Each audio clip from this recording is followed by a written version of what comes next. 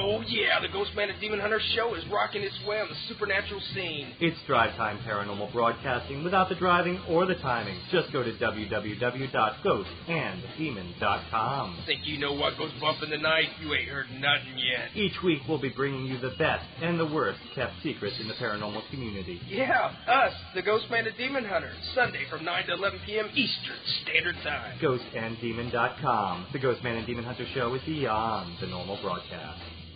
What are we made of? Why do I get sick? How can I live a more balanced and whole life?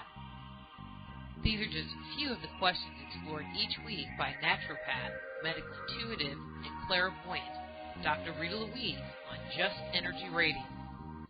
Explore your possibilities every Friday evening from 7 to 9 p.m. Central Standard Time.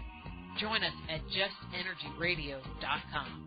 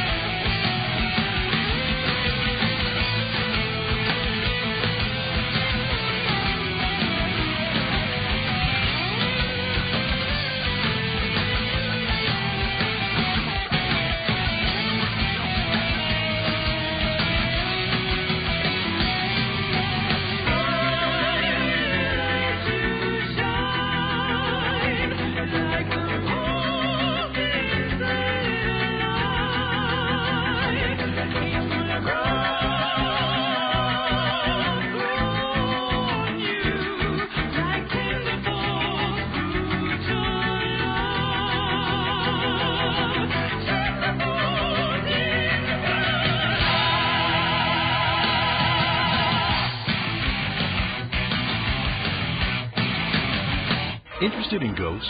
UFOs? How about the occult? Are you psychic? Would you like to find out? Well, if you're intrigued by the world's curiosities and all that is paranormal, then Paralore.com is a place for you. Create your own profile, start a photo album, write a blog, or just hang out and watch countless hours worth of paranormal videos while chatting with other Paralore members. Who knows? You could win a prize or two if you're quick and brave enough. It's all here, and it's all free. Visit www.paralore.com and join today. Again, membership is free, and we know you won't be disappointed. Paralore.com. Unlock your mind.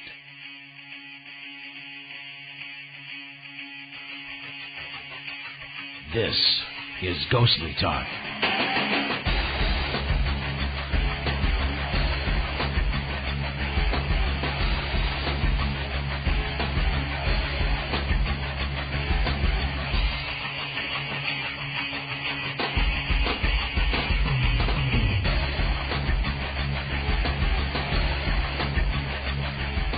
Lions won, just had to mention that. Yeah, that makes Hell no has sense. frozen over. Sean Burris from the Ghostman Demon Hunter Show had him text me on our break and let me know about that. Since you brought him up, Speaking of the Ghost tomorrow Man, is his birthday. Happy birthday, Shawnee Lee. I love you. And which is awesome. Congratulations, Tuesday Sean. is Tim Yancey and Patrick Burns' birthday. So happy birthday to you as well. Everybody, why didn't we get invited to the parties? Well, we had to do the show, you know. Well, they live in Georgia and Florida and Indiana. How can I would still go? I drive. You got. What do we have coming up here? Who do we have on the line here right now? Well, we've got. This is going to be a great hour because Marie D. Jones is the author of Science and 2013, The End of Days or A New Beginning. She is co-founder of Para Explorers with Larry Flaxman, with whom she wrote 1111, The Time Prompt Phenomenon. And then, of course, Larry Flaxman is president of RPATH, the Arkansas Paranormal and Anomalous Studies team, and co-founder of Para Explorers. He serves as a technical consultant to several paranormal research groups, and he's been widely interviewed for print, TV, and also radio. I hope this radio don't count. Well, we're going out. We'll decide that by the end of somewhere. this discussion.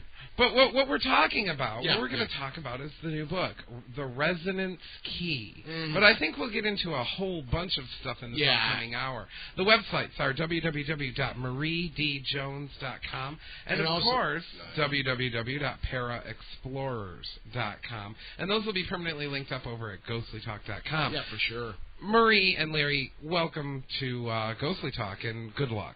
And I'm sorry. It's nice to be here. Yeah, thanks for having me back. Yeah, it's really great having you back, Larry, and Marie, finally having you join us here and there. I always hate pimping these guys, but they're being hosted on Skype tonight. We're going to be talking to them. They're both on Skype, so the quality. And people love the quality is going to be crystal clear. Yeah, it's really cool. So we got to give Skype prompts for that. Now, let's talk about Para Explorers to start out with. I mean, what is Para Explorers all about? You know, and Larry and Marie, how did you guys get together to put this thing together? Oh, gosh. Marie, you want me to get that one? Sure. Go ahead, Larry. Well, how we actually met was because of Marie's book, Science. I had read her book, Science. I was very impressed with it. There was really, and I still believe to this day, that there really is a lack of decent scientific-based literature within the paranormal field. I think we're starting to see more of that, but really Marie's book, as far as I'm concerned, really was one of the first, if not the only really good scientific-based book that talks about paranormal phenomena. So I read her book. I was impressed enough to find out how to get a hold of her. I contacted her with the intention really of telling her that, you know, her book really made an impact on me and that it was great to have something like that out in the field. We kind of hit it off as friends, and we decided we wanted to do some work together. We wanted to write a book. So we put together a proposal for a book that totally didn't get picked up. But Marie's publisher basically said, well, how about if you guys write about this, which ended up being our first book, 1111. Mm-hmm. It really snowballed from there. And then, you know, then for the second book, we kind of did the same thing. We gave a proposal, well, we'd like to write about this. And they said, well, no, how about you write about this? And now we have a third book that it'll be out in June that we're writing right now. That it really is it's really about what we wanted to write about the first time around. Well, we sort of are progressing towards some big magnum opus here. Yes, so we're finally, with our third book, we're really getting to, although that's not completely true, with our second book we really got to introduce a lot of the concepts that we had been kicking around. But that's how we met. That's how we decided to get together and to partner with doing Para Explorers and doing our research and work together. Okay, and Para Explorers itself, I mean, what do you guys do with Para Explorers? Well, Para Explorers, it's our, I don't really want to say it's just our writing website, because I think potentially there's a lot more to it than that. It's really it's our partnership, basically, where we can explore things that are outside of the purview of my organization, Our Past, while still using some of the resources of Our Past as far as our extensive equipment, our personnel resources, etc., where we can actually research and investigate a lot of the unusual, anomalous phenomena that's out there, but that really doesn't fall within the lines of what we want to do within Our Past. So, whether it's UFO, Bigfoot, cryptozoology, things like that. The stuff really that falls outside of Our Past really is the things that we're concentrating on with Para Explorers. Well, yeah. And Go ahead, Marie. We tend to be writing all these books. When Larry and I first decided to partner, which is something neither one of us had ever thought we would ever do. Yeah. Our idea was, let's come up with products, let's do this, let's go exploring. We got 1, 2, 3 book deals back to back so quickly. Now, I've been publishing books for a long time, and that is unprecedented. Oh, wow. And literally, that's all we've been doing is writing these books and then promoting them, and then boom, the next one is due, and then we got to promote that. Yeah. And so we're riding it. I mean, we're taking that as far as we can, and we keep saying, we said after the book we're working on now, we're going to take a break. We're going to focus on doing all these other things we always talk about. But you watch. Marie, we actually said that after our second book. Yeah, no, Larry, we said that after the first one. Yeah, after the first one. Well, let's talk a little bit about 1111, the time prompt phenomenon. That title alone really kind of whets my appetite.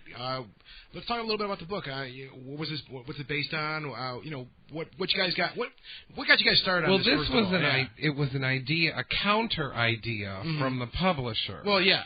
So how did you sink your teeth into it? We called each other. We're like, oh my God, do we really want to write a book about numbers? I think our first reaction when we both talked to each other was, what the hell? Yeah. Neither one of us really knew that there was really a widespread phenomena. I mean, we both at times in our lives have experienced what we later knew to be the 1111 phenomena, but we really didn't think that it was something that was that there really was nobody else that was experiencing that. We really didn't think that there was a widespread phenomena. So we really had we thought we were going to have a really hard time finding research material for it, which definitely didn't turn out to be the case. But it actually turned out to be, when we first got the word back from the publisher, asking us if we wanted to write that, our first thought was, oh crap, what are we getting ourselves into? Are we, where are we going to pull this information from? And then when we started actually doing the research, it was like it just was flowing and flowing and flowing. Yeah, and we ended up with, probably enough to fill a second book on the same subject matter. So it just goes to show you sometimes your publisher does know best. Yeah. Well, what did you guys get out of the? Well, it's interesting because sometimes I've noticed the most intriguing things come from unexpected places.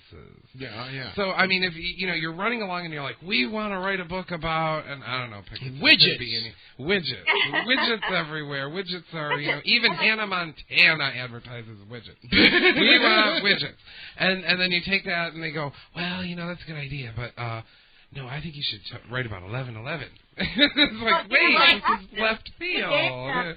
So sometimes the most intriguing things come out of left field. So what really turned you around on it, like when you started investigating? We had to, yeah, okay. It was our job. No. We gave them the proposal for what is now the resonance key, and that was the one we really wanted to do. Yeah. And it was sort of a trade-off. It was, if we do this book, then we know we can get the next one published. So we literally took a break from doing the one we wanted to do, bumped that one back a little bit, because we really signed for the resonance key right after we got the 11/11 deal. But it turned out to be really cool. I mean, we learned so much about so many things that I had no clue existed, and people just went nuts over the book. So it was well worth it. I think also, Marie and myself both are really not math people by any stretch of the imagination. When it really goes beyond balancing my checkbook, I really don't want to have anything to do with it. I struggled through college algebra just barely passing. And we really, I think one of our goals and one of our missions in writing is that we want to provide and present very complex topics in a very easy to understand manner. Our goal is that we can present things from a scientific perspective that are generally very, very difficult to understand, and kind of distill it down for the common man like Marie and I, where the common person could actually understand it. One of our big fears when we started writing the book was we thought, oh crap, we're going to get so drawn into mathematical terms and numbers, and it's going to be like a boring textbook. And really, that's, our goal was that we wanted to provide a book that was informative, that was not like that, something where a person would read it and it would actually be fun, or it would actually be something that would be interesting and wouldn't put you to sleep. So when we buy the book, we don't have to have a calculator, a pencil, and some paper No next slide to it. rule No. or anything? Slide rule. No, absolutely You have not. to know how to add. No. Hey, Scott, No. if as long as you can count out on your fingers and toes, you'll be fine. Yay! You know what? There may be a problem with that, Larry. At this point in my life, I'm so cooked right now. I can't even. 3 of my fingers are unresponsive too, as well, Scott. So they just don't. That's because they just don't like you anymore. They don't like me anymore. Yes, and It's the thumb, the index finger, and of course the middle finger. I've worn both my middle fingers out to the point where forget it. I can't. But I think we might be able to get through it somehow. Yes, I think so too. But 11/11. What is this worldwide phenomenon then? For 11/11, what is it? The numbers people keep seeing. This isn't the flashing VCR. What was that, Marie? Time prompts. They're like number sequences that people see over and over again, either several times a day, several times a week, throughout their lives. And sometimes they have personal meaning. Sometimes the person doesn't know why they're seeing that particular number sequence. With 11/11, though, there is also a collective meaning behind that. That is the time that the U.S. Naval Observatory has determined that the winter solstice will begin on December 12th or December 21st, 2012, which we all know is when we're all going to burn in hell and die and be raptured and all that. Yeah. Well, at least I'll be raptured. You guys will burn. But we'll be right there with you sipping Mai Tais, guaranteed. I think I'd rather go to the south than the north. I'm going to have a lot of fun. Hell's where all the cool people are. I'm tired of hearing this crap. I'm going to be with Bonnie. They have all the good music there. We know that. Come on, guys. Yeah, they'll have dancing girls. Well, we'll have dancing guys. But anyway, that's where the 11/11 time prompt came from. And Larry and I, like we were saying, we didn't even know. We thought we were freaks because we were having this, but it turns out millions of people all over the world are seeing 11/11, and they have been for years. Some as far back as the 1970s. So obviously, there's something up with this particular time prompt. Mm-hmm.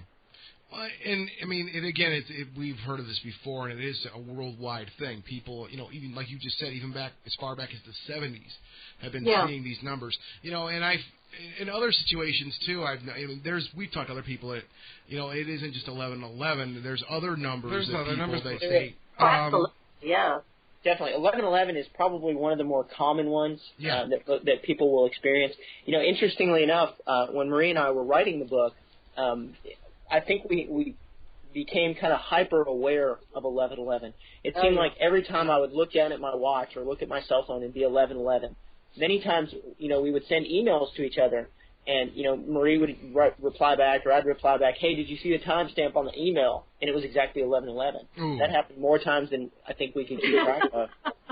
Well, I know for a fact that Bro Perkins from Toronto, he pays attention to numbers that you see over and over. And I know for a fact that the lottery here in Michigan, when they used to advertise on TV or whatever, and even on the radio, they would set up a scenario where like you get your change from buying your candy bar or whatever, and it was $3.68, and then you're driving along and you see something that's 368 of them, and then whatever, and you're supposed to go and bet 368, or whatever. That's their whole advertising campaign, because it's something that keeps coming up over and over and over, and so I know that phenomenon definitely exists, and people do tend to pay attention to it. Well, just to add, and this is a little off of the course of what we're discussing here. I know.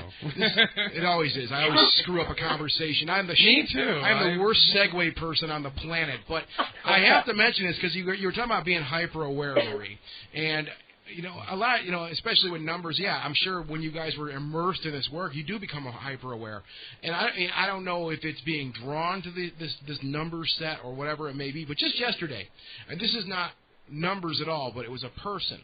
And Amber and I were driving. We were going to go do a little shopping, right, for Halloween. And I got in my mind, I'm like, Keith Brewer. We've had him here on the show a few times. He's helped us. He's done production work with us. He stepped in for you. He's a really good friend of ours. Really big into ghost hunting and the paranormal himself too. And as we were driving, I'm like. And literally, I kid you not about this. It has to do with hyper-awareness, I think, in some way, where I'm driving along and I go, boy, I haven't talked to Keith in a little while. I wonder how he's doing. I wonder what's going on with Keith. I should really give him a call and see if he wants to get together for dinner tonight, or maybe have a drink or something like that and just hang out at his house or my house or whatever. And I kid you not 3 minutes later, it couldn't have been 3 minutes later, my phone vibrates in my pocket, and I'm like, oh, I wonder who that could be. Right? And I open my phone. Well, I look at my phone, and on the caller ID says Keith Brewer. Now, that really kind of just like, I looked at Amber, I'm like, that's weird. Weird. Just count your blessings because it wasn't a dream. That was real. He also has dreams like this, and they go on for hours on end. Shut your mouth! They go on for like 14 blogs. What you saying last night? Come on. Well, what my point is, my illustrious hosts are just stomping me into the ground here. But what my point is it seems like if you get your mind in a lot of situations, especially with like 11:11 here, for example, when you immerse yourself in something as you guys have done, and again, I'm not saying that, I'm not knocking you saying there wasn't something weird going on there, but you're going to notice that number set a lot more than you would normally do. Do you guys follow what I'm saying? Oh, absolutely. That's one of the theories that we put forth in the book, and if anything, we probably give more support to that theory than the idea that there's some kind of spooky goings on. But absolutely, we look for patterns, and once we see them, it becomes habitual. We continue to see it all the time.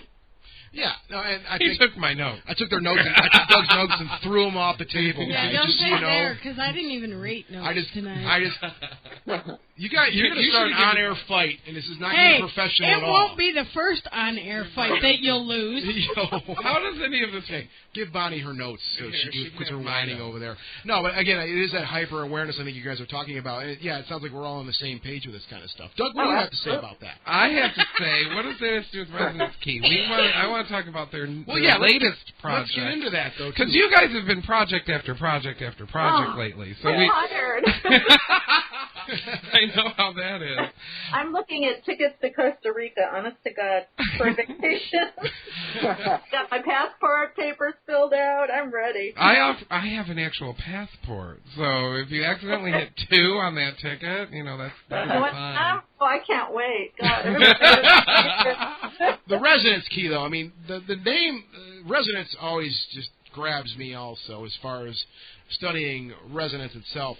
How'd you guys get started with this book and this project?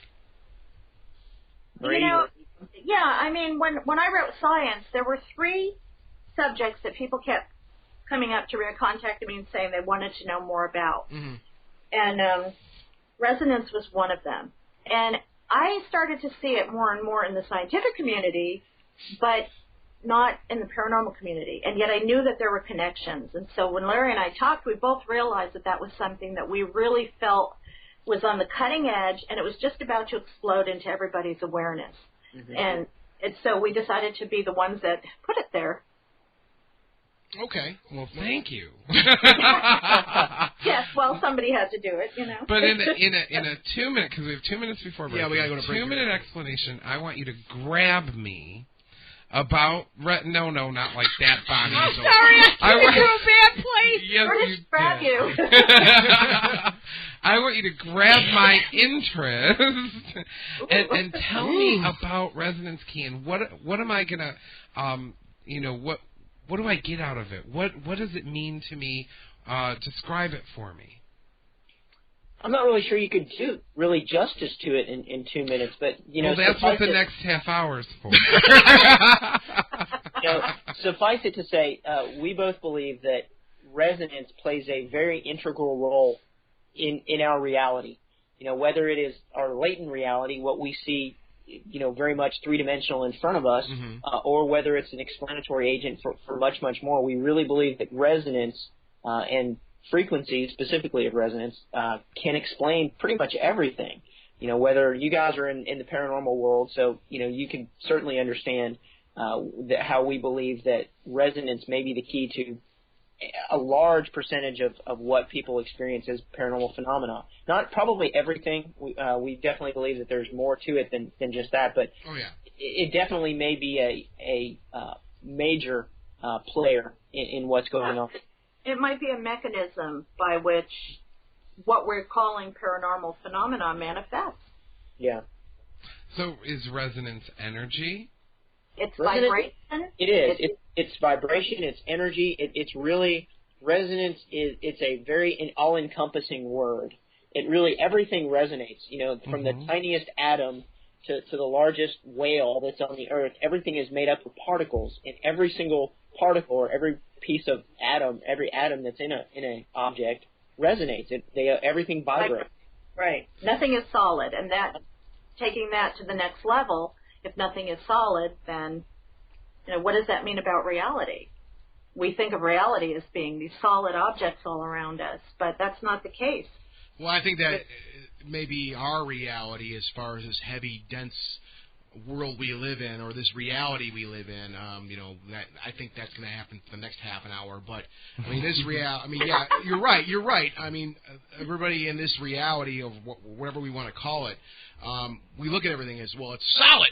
It's a solid object. It's a solid table that we're broadcasting this show on right now. It's solid walls that are around us, but there's much more to them than that. Right, and you're imposing limitations that really don't exist by saying that something is completely solid, you can't get through it, mm-hmm. you can't go in between it. It really is not. The table that your hands are on, your computers are on, or whatever, if you could look at it at the quantum level, you would actually see how it's vibrating, and it would not appear to you to be a solid object like it does. Yes. Let's take a quick break. I think that's a good idea because I want that to sink in. There's more to that than there's like what do they call it? Synchronicity too. Sure. Mm-hmm. In that, what happens is I just saw what was it, a special from History Channel or something mm-hmm. on Tesla. Oh. And he decided a very similar thing. Of course, it wasn't as deep, but he decided at some point that everything has a vibration, mm-hmm. right? Mm-hmm. And he decided that if you could find the vibration for an object or a material, that you could actually destroy it. And what you could do... Well, what a useful way of implying that. He made what he called an earthquake machine. I know all have this. a whole chapter devoted to Tesla. There we go. So we're going to talk more about the resonance key with authors Marie D. Jones and Larry Flaxman coming up after this musical break. For more info, visit ghostlytalk.com.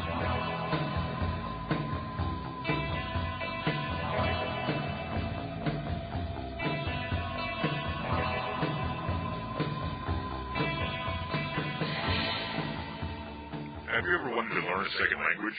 The Moose Set a Stone method unlocks your natural ability to learn a language. Even if you tried and failed with other methods, you'll be surprised how quickly you'll learn with our method. Have you ever wanted to learn how to speak box? Well, with Mooncetta Stone, you can learn how to speak box in a very short time. You learn naturally, with no translation or memorization. Engage interactively. Get money from people by learning how to pretend you know what the box is saying, and speak confidently. Act like you know what you're talking about, and have fun. It's always fun to rip people off, isn't it? Use the Mooncetta Stone method to rip people off. But don't take my word for it. Here's some testimonials. I like to cheat on my boyfriend, but I always had trouble doing it and getting away with it. Ever since I've learned to speak box with the Mooncetta Stone system, when my boyfriend asks me, "Have you been cheating on me?" I just tell him. He falls for it. It works every time. Thank you, Mooncetta Stone. You've helped me achieve my life goal, to be a whore. Thank you. I like to go around and steal people's wallets. Now that I know box, whenever the cops catch me, I just tell them, and they let me go. Suckers. Thanks, Mooncetta Stone. You've helped me rip people off and get away with it. That's cool. I've always wanted to learn a second language, but thought I was too damn dumb. But then I took the Mooncetta Stone system and used it to learn how to speak box. My friends couldn't believe that I knew how to speak box. So, when we went to the restaurant, and I said, they were amazed. Then, I went to the strip club, and I told the stripper. And she said, meet me in the back room. This one's on the house. The Mooncetta Stone system worked for me. Now, I've got some rich friends that I know, and I'm going to use my second language, the box, to get some money out of them. I'm just going to tell them. And then I'm going to use the money to start a magazine. Yes, the Mooncetta Stone system will help you to speak the language of box. Learn how to speak box and rip people off and bullshit people better than you ever thought you could. Get the Mooncetta Stone box system today.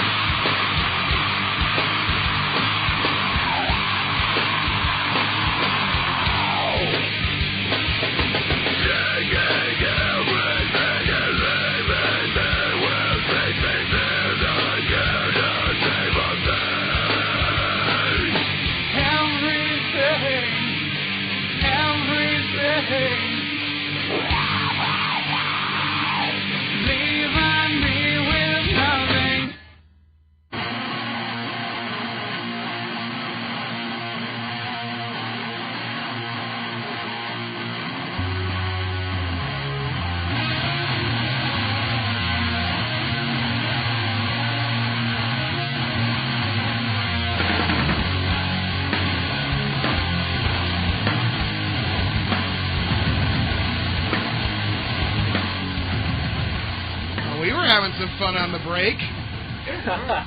Sorry, I missed it. You missed the party, Doug. Doug and I were having our own fun. Yes, we were talking about the quotes list. The what list? The quotes. What quotes? The annual quotes list. Oh, your that guys' Bonnie puts out, yeah. The Bonnie and Doug Club? Yeah. Oh, no, it's everybody's club now. Well, You've actually made it twice this year. I think what it's were a my record. quotes? What were my quotes? Oh, the one I don't think I Take can that say out- on the. please Take take that that out out of of my butt, Amber. But Really? I said that? Yes. You said that. We wrote it down that night. Wow, that's awesome. And bumpy cake is bumpy crack. Oh, yeah, bumpy cake is bumpy crack. I have to agree. Yeah, bumpy cake is the best. We're talking to Marie D. Jones and Larry Flaxman about The Resonance Key, the new book. The website's mariedjones.com and, of course, wait a minute, paraexplorers.com. Also, www.rpast.org. Oh, that's right. That's Larry's site, too. Yeah, I'm sorry. I usually have all these sites on one page, and we can make it a lot easier on ourselves. But now we have it on three different pages. This week I slacked really bad. If you go to one site, we link to each other. Oh. They all link together, so Beautiful. you'll find them Perfect. all. Beautiful. We were talking about, before we went to break, we were talking about, our reality and the denseness and how it's perceived to be such a dense world. But really, like you said, Larry, on a quantum level, there's a lot more to it than that. Oh, absolutely. And let's run with that a little bit. Before we went to break, you mentioned, again, on a quantum level, there is. Well, we were talking about Tesla actually, so we got to get with. We have to stick with Tesla here. And Doug, I'm gonna dump on you here. Okay. Because you were the one that kind of launched that off. I know. I'm Tesla. sorry. No, that's okay. That's a good thing. Well, he obviously was a big into energy, right? He wanted to make the biggest Tesla coil, like hundreds of stories high, and give free energy to everybody, and that kind of thing. He was reputed to. That bastard Edison screwed it all up. Let's just say it. And so he was big into energy and things like that, and he really did think that you could, and I think this was even on Mythbusters at one point, and they stopped. I remember watching it. They stopped the experiment. They thought that if you could get a little hammer and just go, I'm going to try and do this on my microphone, so you guys are going to be like, oh, that happens all the time. But if you can hear this, it goes. Yeah. And you do that tapping, just a light tap. It doesn't have to be like a jackhammer. Bah, bah, bah, bah. It just has to be a light tap. Yeah. And if you do it at the right frequency, that you could actually convince a bridge to destroy itself.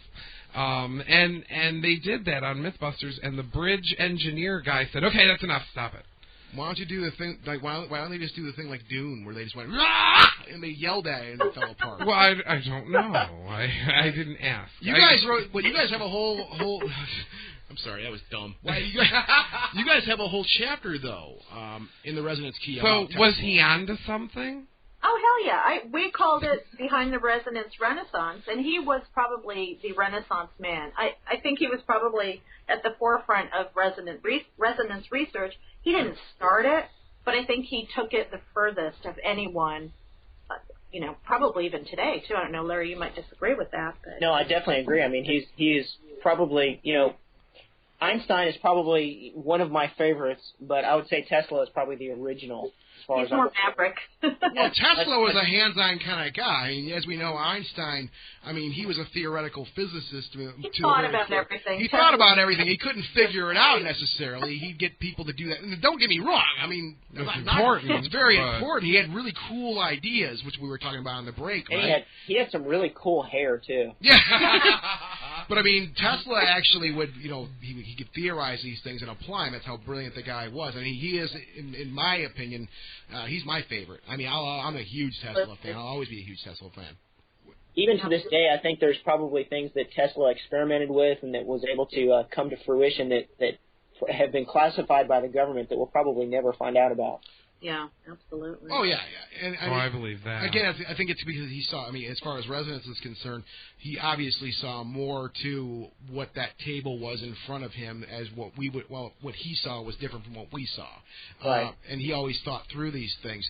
And now, we kind of laid down resonance here, and it's an all-encompassing thing, like you guys said, though, too. How would it apply to? As far as the paranormal and ghost hunting is concerned, is there any type of things that you guys were able to kind of work out or maybe stumble upon that may explain maybe hauntings or something like that? Or, absolutely. Yeah, quite a few. I would say probably my favorite example when we're asked this very similar question is regarding the work of Vic Tandy. Vic Tandy was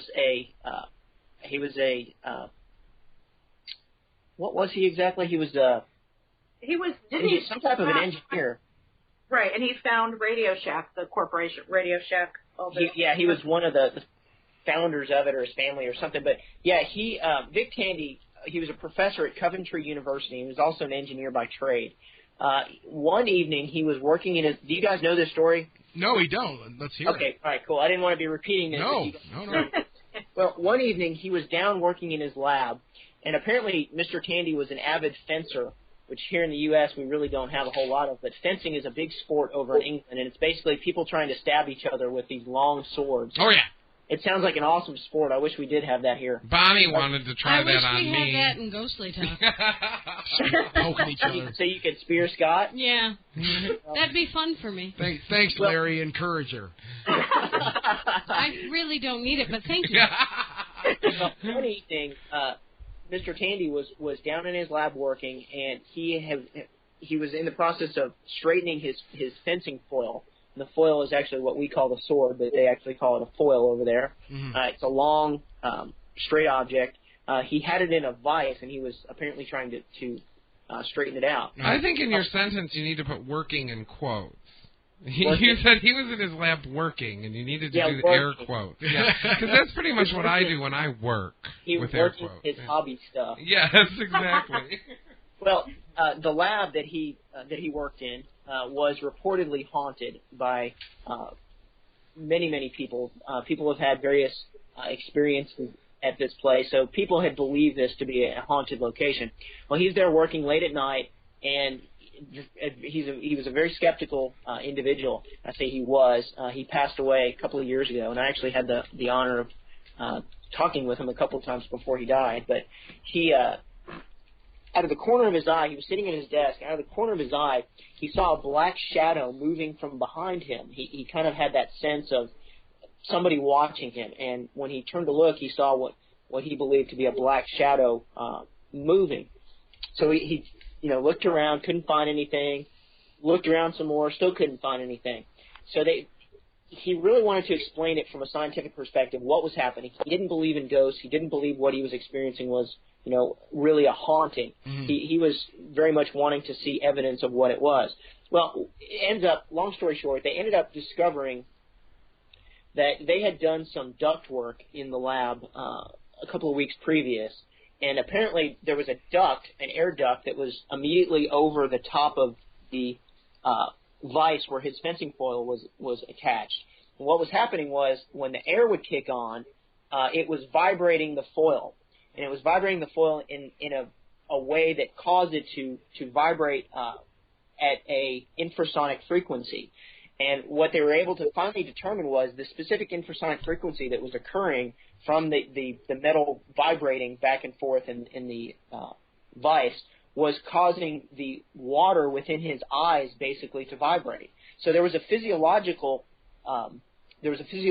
reason why he was seeing what he was seeing. There wasn't really anything paranormal there, but due to the fact of resonance physiologically affecting his eyeball, affecting the water within his eye, the liquid within his eye, he was actually seeing something that wasn't there. So that could very well be an explanatory agent for at least some of the cases of hauntings. Right, and seeing something of a visual nature like that. It could be due to a physiological something that's happening in the body from resonance. Okay. Right. We talk a lot about the work of Michael Persinger. We talk about paraconsciousness, which is a state of consciousness that allows people to have paranormal experiences. It can be achieved by using hallucinogens, DMT, salvia. It can be achieved when you're exposed to high levels of electromagnetic fields. Mm-hmm. So there's different ways that our brains can be triggered. Well, here's one. That was one of the things that we looked at. Here's one I just thought of when you were talking about the vibration in that situation. My mom used to have one of those vibrating massage pillows, those ones you'd sit on and it would just... Oh, thank heavens you said that. Oh, yeah, shut up! Shut up, my mother, for God's sake. What's wrong with you?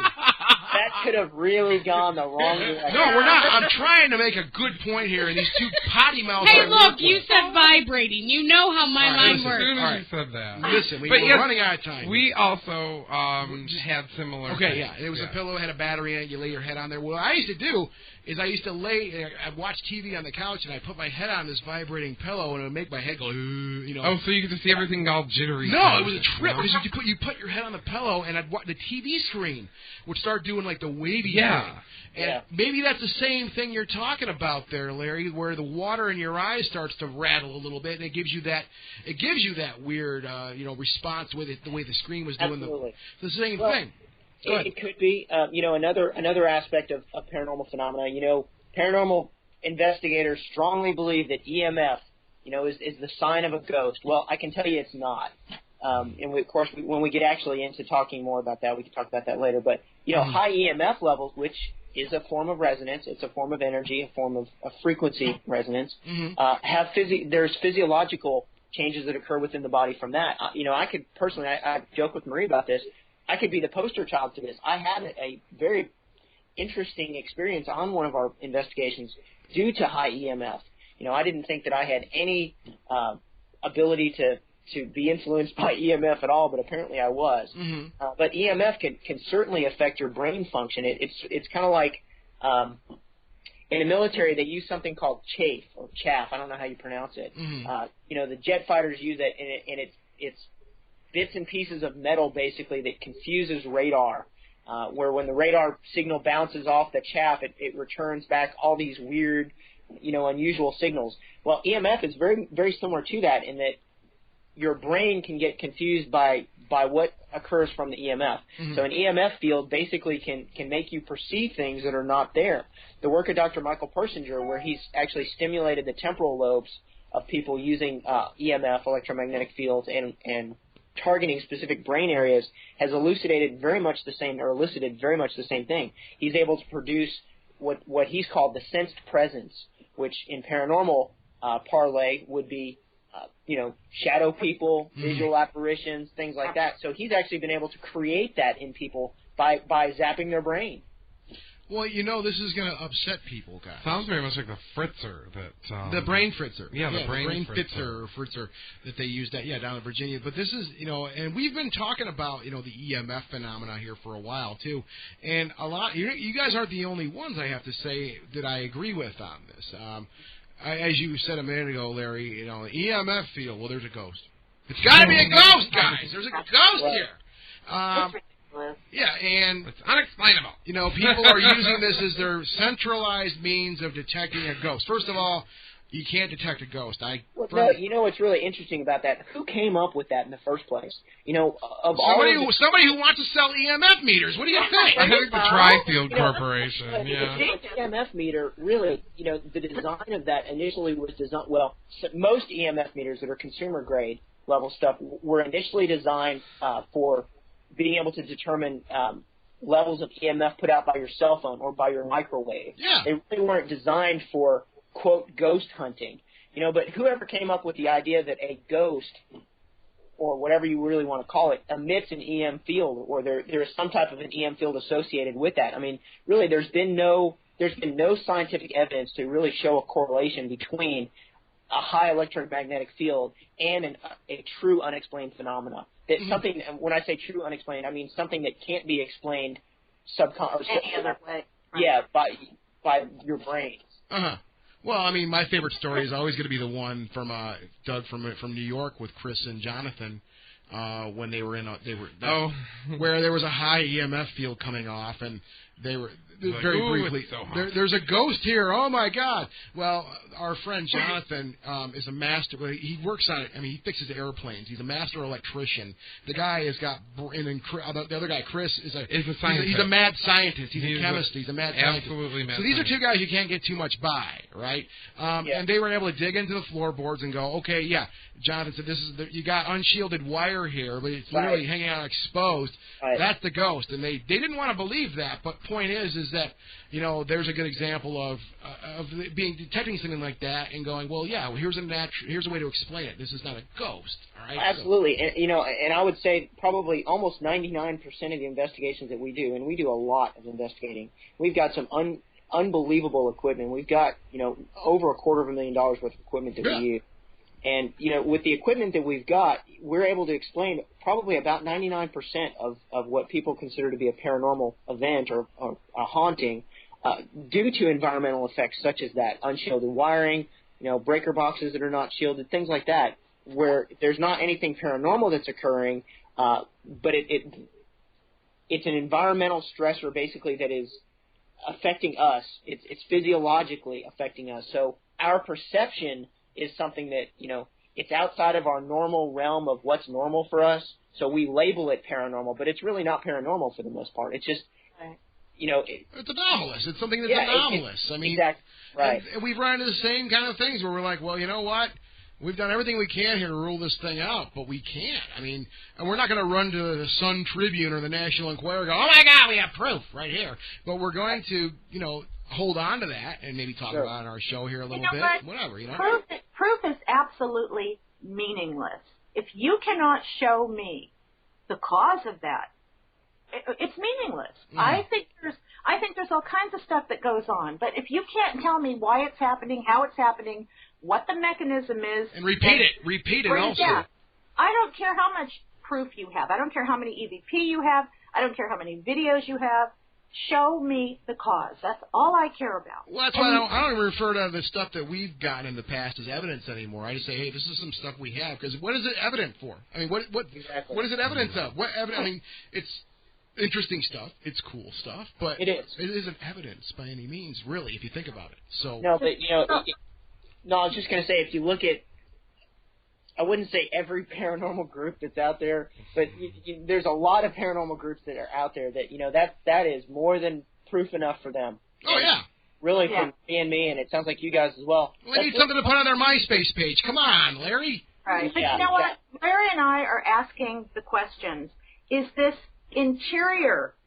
Is this stuff going on inside of our brains? Mm-hmm. Is this an exterior phenomena? Is this stuff coming at us from outside? We need to figure out what the mechanism is by which it comes into our level of reality and we see it and experience it, or is it a combination of the two? Mm-hmm. Right.